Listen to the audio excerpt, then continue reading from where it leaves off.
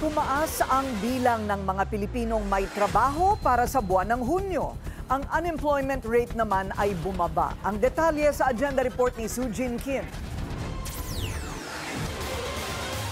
Bahagyang tumaas ang bilang ng mga Pilipino na may trabaho noong Hunyo.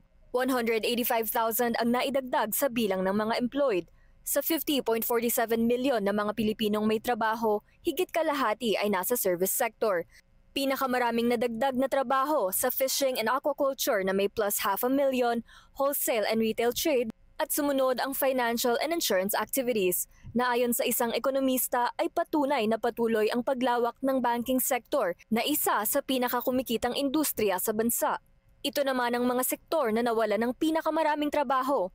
Nangunguna ang construction at agriculture and forestry na may combined na higit 1 milyong job loss. Yung typhoon for sure will really affect yung employment natin sa agri and construction kasi hindi sila makakatrabaho pagka may typhoon.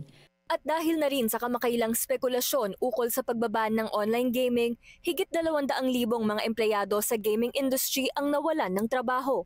Nakapag-contribute doon sa pagbawas sa arts, entertainment, and recreation ay yung gambling and betting activities. Meron tayong bawas na 209,000, other amusement and recreation activities 16,000, and activities of sport clubs 9,000.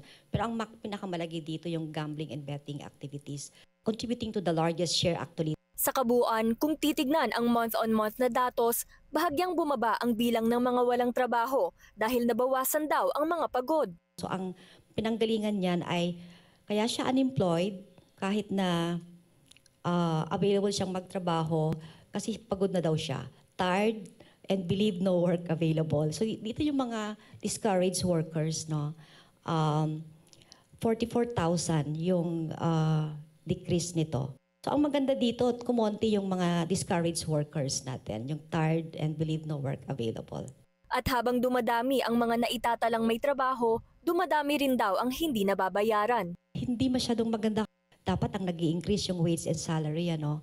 So it's not quite good result. And we can also see yung wage and salary workers natin bumaba din year on year. And in particular, ang bumaba dito yung private establishments. Tingin ko dito, ang understanding ko is mga informal ito. At sa pagtaas nga ng employment rate, kailangan na rin daw i-improve ang quality of work.